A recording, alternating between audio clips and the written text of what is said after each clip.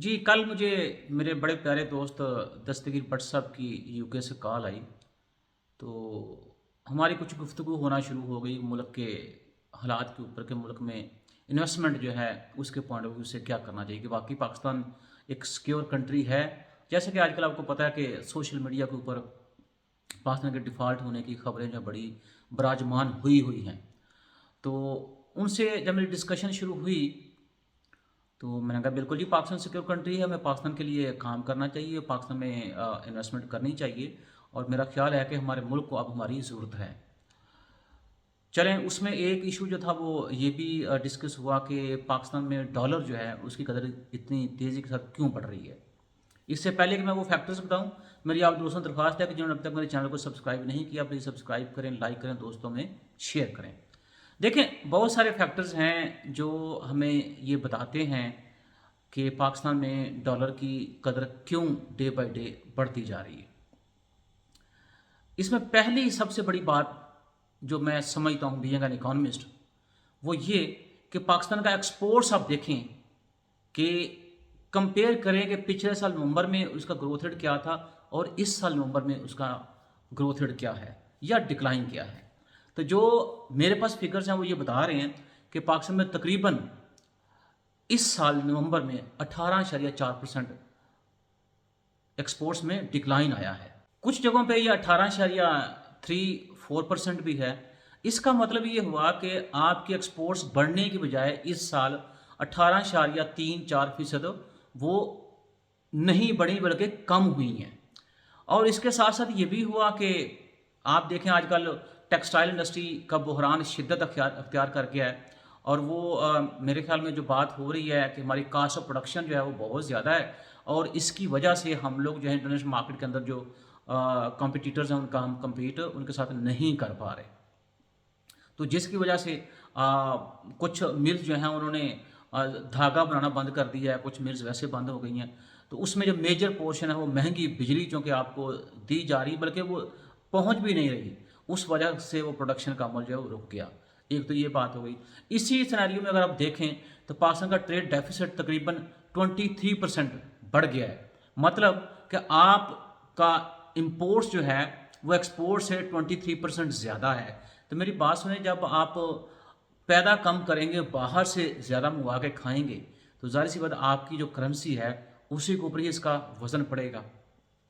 तो ये फैक्टर दो हो गए कि हमारी प्रोडक्शन कम है, हम कंज्यूम ज़्यादा कर रहे हैं।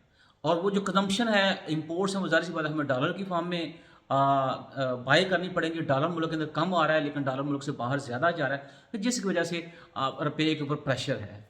दूसरा जो आपका ज़रिया था डॉलर कमाने का वो एक्सपोर्ट्स था, और एक्सपोर्ट्स भी आपकी कम होती जा रही हैं, उस वजह से रुपये के ऊपर प्रेशर है और डॉलर की कीमत पाकिस्तान में बढ़ती जा रही है। अच्छा, उसके अंदर आप देखें हमारा तकरीबन इस साल 7 से 8 लाख बंदा पाकिस्तान का बाहर गया। ज़ाहिर सी बात उससे पहले भी लोग हैं कि जो मुख्तलिफ मुल्कों के अंदर काम कर रहे हैं और वहाँ से वो पैसे कमा के भेजते हैं, जिनको हम कहते हैं फॉरेन रेमिटेंस। तो हुआ क्या जनाब, आप अगर देखें जो बैंक रेट है डॉलर का और जो आपका ओपन मार्केट में रेट है उसमें तकरीबन 20 से 25 रुपये का डिफरेंस है। अब मसला ये है कि अगर बाकी कंट्रीज की तरफ देखा जाए, जैसे बांग्लादेश है, तो वहाँ ये डिफरेंस चंद चंद टकों में है। इंडिया में देखा वहाँ पर डिफरेंस बड़ा कम है। तो अब हो क्या रहा है कि वो लोग जो पहले लीगल चैनल से पैसे भेजते थे, उनको अब ये अट्रैक्टिव नज़र आ रहा है कि हम अगर हुंडी के जरिए पैसे भेजें तो वहाँ हमें dollar, pound, Saudi riyal, UAE riyal या वो मुल्क जहाँ पे लोग काम कर रहे हैं उसके अगेंस्ट में पाकिस्तान रुपीस ज़्यादा मिल रहे हैं। उससे हुआ क्या कि वो बड़ी मुश्किल से जो अपने हुंडी का कारोबार बंद किया था, अब उसको मतलब परवान वो चढ़ रहा है, उसका रुझान बढ़ रहा है। और इससे हुआ क्या, ये जो 20 और 25 रुपये का डिफरेंस है बिटवीन बैंक रेट और जो आपका ओपन मार्केट में रेट है डॉलर का, उसकी वजह से तकरीबन 52.5 अरब रुपया जो है वो हुंडी का कारोबार करने वाले लोगों के हाथ में चला गया। मतलब कि मुल्क के अंदर वो पैसे 12.5 अरब जो है वो नहीं आए, और जो लोगों तक भी उसमें से कुछ पोर्शन नहीं पहुंचा होगा, ज़ाहिर सी बात है, लेकिन इतना नुकसान ये हो गया। और उसमें जो बड़ी अहम बात ये है, जैसे मैं कर रहा हूँ कि उसमें हुंडी का कारोबार जब वो परवान चढ़ना शुरू हुआ, तो ये भी एक जो फॉरेन रेमिटेंस था उसके डिक्लाइन की एक बड़ी वजह बनी। और दूसरा जो सोशल मीडिया के ऊपर कि पाकिस्तान डिफ़ॉल्ट होने जा रहा है, और कुछ हमारे पॉलिटिकल लीडरान जो थे उन्होंने भी ये कहा जी कि पाकिस्तान जो कि इस वक्त चोरों के हाथ में है, तो आप ऐसा करें कि जो पैसा आप कमा रहे हो पाकिस्तान ना भेजें, क्योंकि ये एक सिक्योर कंट्री नहीं है। तो उसकी वजह से भी उस पार्टी के लोग जो उन्होंने घर घर जाके लोगों को कन्विंस किया था, जिसका मैं समझता हूँ थोड़ा असर तो ज़ाहिर सी पड़ा है, और उस वजह से आपका रेमिटेंस मुल्क के अंदर कम आया है। अच्छा, उसके बाद आप देखें कि मुल्क के अंदर जो फैक्टर्स हैं, इसको उन्होंने बड़ा अच्छा वीलॉग बनाया था कि डॉलर जो है वो स्मगल हो रहा है अफगानिस्तान, चमन के रास्ते से या जितने भी अफगान बॉर्डर्स हैं उनके रास्तों, ये कराची से होता हुआ पिंडी, पिंडी से इस्लामाबाद से पेशावर और इस तरह के रास्ते, तो वहाँ ये डॉलर चोरी हो रहा है। और ये जो स्मगलिंग है, ज़ाहिर सी बात है ये भी इफेक्ट डाल रही है। फिर अभी पीछे दिनों खबर आई थी, एक्सप्रेस में पब्लिश हुई थी कि जो पाकिस्तान के अंदर ट्रेड हो रही है अफगानिस्तान के बॉर्डर्स के ऊपर, या पाकिस्तान और अफगानिस्तान के बिटवीन ट्रेड हो रही है, और जो ट्रक पाकिस्तान से अफगानिस्तान जाता है उनके अंदर, उनके कंटेनर्स के अंदर डॉलर जो हैं वो रख के स्मगल किए जा रहे हैं। तो अब सवाल ये है कि ये फैक्टर जो है सारे इकट्ठे करें तो मुझे बताएं, क्या वाकई फ़र्क पड़ता है कि डॉलर की कीमत जो है वो बढ़नी चाहिए? बिल्कुल उसकी कीमत बढ़नी चाहिए, क्योंकि आप वो सारे लीकेजेस जो हैं वो बंद ही नहीं कर रहे। उसके बाद मुल्क के अंदर जो पॉलिटिकल इंस्टेबिलिटी है, इसका बड़ा हाथ है। देखें, अभी जैसे हम बात करें कि टेक्सटाइल सेक्टर जो है उसके अंदर बिजली जो है वो महंगी मिल रही है, और बाज़ का तो मिल भी नहीं रही। अच्छा, अब आप जैसे पॉलिटिकल इंस्टेबिलिटी की बात कर रहे हैं, अब पॉलिटिकल इंस्टेबिलिटी होगी तो इकोनॉमिक स्टेबिलिटी होगी। अब पॉलिटिकल इंस्टेबिलिटी क्या है कि आपने जनाबे वाला जो आपका इन्वेस्टर है आपने उसको कॉन्फिडेंस में नहीं लिया हुआ, जो फॉरेन इन्वेस्टर है उसको अपने कॉन्फिडेंस में नहीं लिया हुआ, जो आपका बिजनेसमैन है उसको कॉन्फिडेंस में नहीं लिया हुआ, तो ज़ाहिर सी बात बिजनेसमैन जो है वो सारे का सारा इन्वेस्टमेंट वो मुल्क से शिफ्ट करेगा जहां उसको अपनी इन्वेस्टमेंट के लिए महफूज तरीन जगह मिलेगी। और पहले भी आप देखें इस तरह से हुआ कि मुल्क की जो बिजनेसमैन है उसने अपने पड़ोस के जो ममालिक है वहाँ पर उसने इन्वेस्टमेंट की और यहाँ से इन्वेस्टमेंट उठा के लेके चले गए। अब सवाल ये है कि ये सारे फैक्टर्स का क्या पता नहीं है? सबको पता है। अब यहाँ पे रोल किसका शुरू होता है? यहाँ पे रोल मेरे ख्याल में रियासत का शुरू होता है।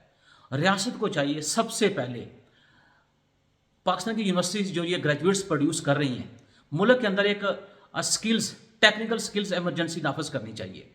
और उसमें मैं समझता हूँ कि सारे जो यूनिवर्सिटीज़ हैं उनको पाबंद किया जाना चाहिए कि ये ग्रेजुएट्स जो प्रोड्यूस किए जा रहे हैं विद डिग्रीज, इनको टेक्निकल स्किल भी सिखाई जाए। हम बहुत ज़्यादा MBAs प्रोड्यूस कर रहे हैं, हम बहुत ज़्यादा मास्टर्स प्रोड्यूस कर रहे हैं IT में, इंजीनियरिंग में, मेडिकल में। आप ये समझते हैं कि ये जब इनको हम प्रोड्यूस करते हैं उसके फ़ौरन बाद ये एक प्रैक्टिकली कंट्री के अंदर या प्रैक्टिकली इकॉनमी में ये कंट्रीब्यूट कर सकते हैं? जो क्वालिटी मुझे नज़र आ रही है, मेरे यहाँ थोड़ा सा मैं इसके ऊपर ना कहूँगा, क्योंकि कुछ चीज़ें जो भी हमारा MBA या जो भी हमारा मास्टर जो भी हमारा ग्रेजुएट बाहर निकलता है वो तो निकलता है हुक्म चलाने के लिए, क्योंकि प्रोटोकॉल जो है ये मैं समझता हूँ कि हमारी नस नस में भरा हुआ है। तो हमें थोड़ा सा अपने ऊपर नज़र दौड़ानी चाहिए कि हम बातें तो बहुत करते हैं कि पाकिस्तान ने हमारे लिए क्या किया, कि इंडिविजुअल लेवल पे हम ये सोचने में मजबूर हैं कि यार हमने पाकिस्तान के लिए क्या किया।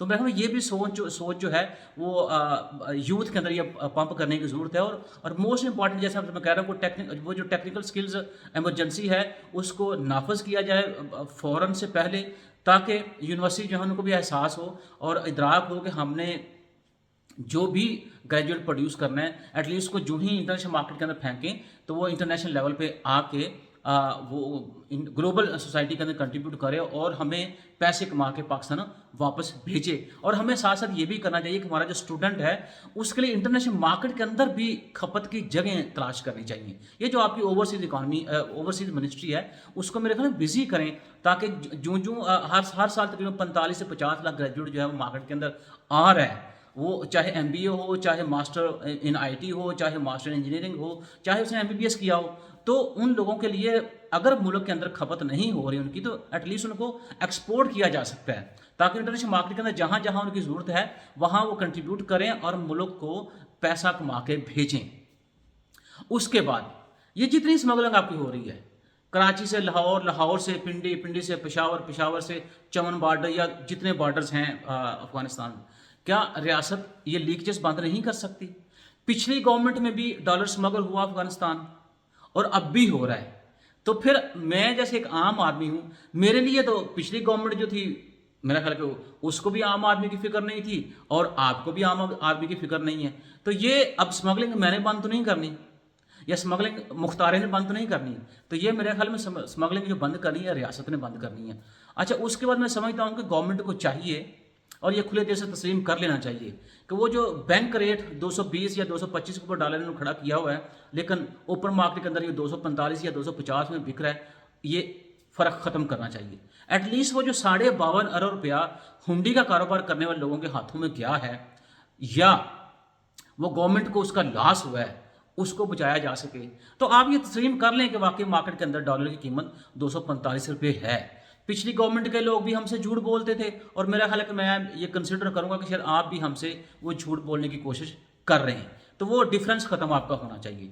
اس کے بعد آپ دیکھیں، ہمیں کوئی بندہ باہر سے آ کے کہے کہ گورا ہمارے کسی اسٹیج پہ، ہمارے کسی کانفرنس میں، یا ہمارے کسی کہہ لیں کہ لوکیشن میں، یا جہاں کہیں اس نے خطاب کرنا تو وہ آ کے بات کرے، تو ہم بڑی واہ بات کرتے ہیں. ہمارے لیے باعث شرم بات ہے کہ جرمن کے ایمبیسڈر جو ہیں وہ آ کے ہمیں بتاتے ہیں کہ پاکستان ایک ایسا ملک ہے جو دنیا کی سستی ترین گرین توانائی، یا سبز توانائی، یا ہری توانائی پروڈیوس کر سکتا ہے، اور یہ گرین انرجی جو ہے وہ جرمن کو ایکسپورٹ بھی کی جا سکتی ہے، اور ہم اپنے انویسٹرز کو یہاں لا سکتے ہیں، وہ یہاں پہ انویسٹمنٹ کر سکتے ہیں. لیکن ہمیں اعتماد دیا جائے، ہمیں اعتماد دیا جائے، اور پولیٹیکل سٹیبلٹی جو ہے اس کے ساتھ کچھ کیا جائے. کیا ہم یہ بھی کام نہیں کر سکتے؟ تو میرا خیال ہے اس میں گورنمنٹ کو پھر ریاست کو آنا چاہیے، اور ان کو اپنا جو بزنس مین ہے اس کو کانفیڈنس دینا چاہیے، اور جو فارن انویسٹر ہے اس کو بھی کانفیڈنس دینا چاہیے، تاکہ ملک کے اندر جب فارن انویسٹر آئے گا تو وہ پاک روپیز میں تو انویسٹمنٹ نہیں کرے گا، اپنے ساتھ ڈالرز لے کے آئے گا. تو اس سے بھی ہم جو کہہ سکتے ہیں کہ یہ جو ہمارا ایک فیکٹر ہے اس کو کنٹرول کیا جا سکتا ہے. پھر دوسری بات، آپ یہ دیکھیں کہ ایکسپورٹس کم ہیں، امپورٹس آپ کی زیادہ ہیں.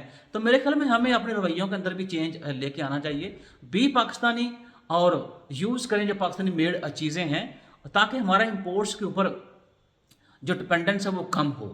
اور تھوڑا سا میرے خیال میں برانڈس کی یہ جو کہہ لیں ہوا ہے نا، یا اس میں ہم بیٹھے ہوئے ہیں، اس سے بھی ہمیں باہر نکلنا چاہیے. تو بجائے کہ انٹرنیشنل برانڈس کے چیزوں کا ہم استعمال کریں، ہمیں لوکل میڈ چیزیں جو اس کے اوپر آنا چاہیے. اور اسی طرح ہی ہوتا ہے کہ جب تک آپ چیزوں کو اپنی چیزوں کو استعمال کرتے ہیں، تو وہ پیسہ جو باہر آپ خرچ کریں باہر کی چیزوں کو خریدنے کے لیے، اس پیسے کو بچائیں. اس کی بڑی اچھی ایک مثال دوں گا مہاتیر محمد کی. جب اس نے دیکھا کہ لوکل گاڑی ان کی مارکیٹ میں اتنی نہیں بک رہی، تو مہاتیر محمد صاحب نے کیا کیا کہ انہوں نے ویکینڈ کے اوپر اپنی گاڑی کے اوپر لانگ ڈرائیو پہ نکل جاتے تھے. اب ہوا یہ کہ جب لوگوں نے دیکھا کہ ہمارا پرائم منسٹر جو لوکل میڈ گاڑی استعمال کر رہا ہے، تو ایک وقت وہ بھی آیا کہ ملیشیا کی وہ جو لوکل میڈ گاڑی تھی اس کی پروڈکشن بہت زیادہ تھی، اور بہت زیادہ بائر تھے اس کے ملیشین مارکیٹ کے اندر. تو لوگ جو ہیں وہ اس طرح کریں. تو آپ ہمارے جو پرائم منسٹر صاحب جو ہیں، وہ بجائے کہ یہ اتنی ساری معاونین کی جو وہ کہہ لیں آپ نے فوج پالی ہوئی ہے، میرے خیال میں اس کو بھی تھوڑا سا ریڈیوس کرنا چاہیے. اچھا، اب آپ جناب آ جائیں کہ ایکسپورٹس کیسے بڑھائیں.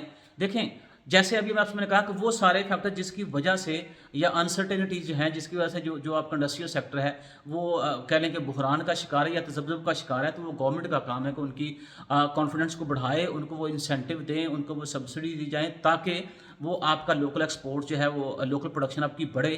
اس سے دو فائدے ہوں گے. جب لوکل پروڈکشن آپ کی چیپر کاسٹ پہ بڑھے گی، تو اس سے ایک تو ملک کے اندر جو آپ لوگوں کا، جیسے کہا میں نے کہ جو امپورٹس کے اوپر آپ کا ڈپینڈنس ہے وہ کم ہوگا، لوکل میڈ چیزوں کا استعمال کریں. دوسرا، آپ کا انٹرنیشنل مارکیٹ کے اندر ایکسپورٹس کی فارم میں شیئر بڑھے گا، کیونکہ جیسے میں نے کہا کہ پاکستان کا اوور آل ایکسپورٹ جو ہے وہ 18.4% یا 18.34% کم ہوا ہے. تو وہاں ہم یہ بھی کہہ رہے ہیں کہ ہمارا جو ارننگز ہیں وہ ہماری رائز ہوئی ہیں. بیوقوف بنانے کی کوشش آپ کر رہے ہیں. اب ارننگز کیا وہ ڈالرز کی فارم میں رائز ہوئی ہیں؟ نہیں، وہ ہماری رائز ہوئی ہیں روپیز کی فارم میں. ارے بھائی، روپیہ تو آپ کا ویسے ہی ڈالر کے آگے جو وہ ٹھڈے کھا رہا ہے. تو آپ اس طرح سے جو ایکچوئل فیکٹس ہیں وہی بتائیں. اور تیسری بات دیکھیں، جب تک IMF آپ کے اوپر کانفیڈنس نہیں کرے گا، میرا خیال ہے کہ آپ باقی جو کنٹریز ہیں وہاں سے قرضہ لینے میں، یا کوئی ان سے امداد لینے میں، یا ان کے اسپیشلی جو انویسٹرز ہیں وہ آپ کے اوپر اعتماد نہیں کریں گے. اور آپ IMF کو بھی کانفیڈنس میں لیں، کیونکہ یہ ہماری مجبوری ہے. یا تو یہ تھا کہ ہم شروع سے سیریس ہو کے ان کے ساتھ جو نیگوشیشن ہم نے کی تھی ان کو ہم طریقے سے کرتے، وہ ہم نے نہیں کی، تو وہ اب آپ یہ کہنا بند کر دیں کہ جی جو پچھلی گورنمنٹ تھی وہ ہمارے لیے مائنس بچھا کے چلی گئی تھی، تو اب آپ تھوڑا سا ان مائنس کو آپ ہی قرید لیں یا ان کو ڈیٹیکٹ کریں، ان کو ڈسٹرائے کریں، لیکن اس میں بھی میرے خیال میں اب ہمیں ان کے ساتھ آئی ایم ایف کے ساتھ چلنے کی ضرورت ہوگی۔ اور آئی ایم ایف کیا کہہ رہا ہے؟ آئی ایم ایف آپ سے یہی کہہ رہا ہے نا کہ اپنے اخراجات کم کریں۔ اخراجات کم کرنے کا مطلب یہ ہے کہ آپ کو جو ان پروڈکٹیو ایکسپینڈیچرز ہیں اس کی بات کریں، ان کو آپ کم کریں۔ مثلا آپ نے جو اتنے معاونین رکھے ہوئے ہیں وہ ان کو ریڈیوس کریں، پروٹوکولز کے لیے جو گاڑیاں استعمال آپ کرتے ہیں ان کو ریڈیوس کریں، اور اس میں بہت سے لیکیجز ہیں جو آپ بند کر سکتے ہیں تاکہ ملک کا ایک ایک روپیہ جو وہ بچایا جا سکے۔ تو یہ میرے خیال میں کچھ فیکٹرز ایسے تھے جس سے میں سمجھتا ہوں کہ ملک کے اندر ڈالر جو ہے اس کی قیمت میں ڈے بڑے اضافہ ہو رہا ہے، کیونکہ میں یہ سمجھتا ہوں کہ 51 سال ہو گئے ہمارے پاس سائنہا ہوا تھا 1971 کا، تو ملک دو حصوں میں تقسیم ہو گیا تھا، اور ان 51 سالوں میں میرا نہیں خیال کہ ہم نے کچھ سیکھا ہو۔ اچھی بات ہے، سیکھ لیں، ورنہ 16 دسمبر تو کچھ زیادہ دور نہیں ہے۔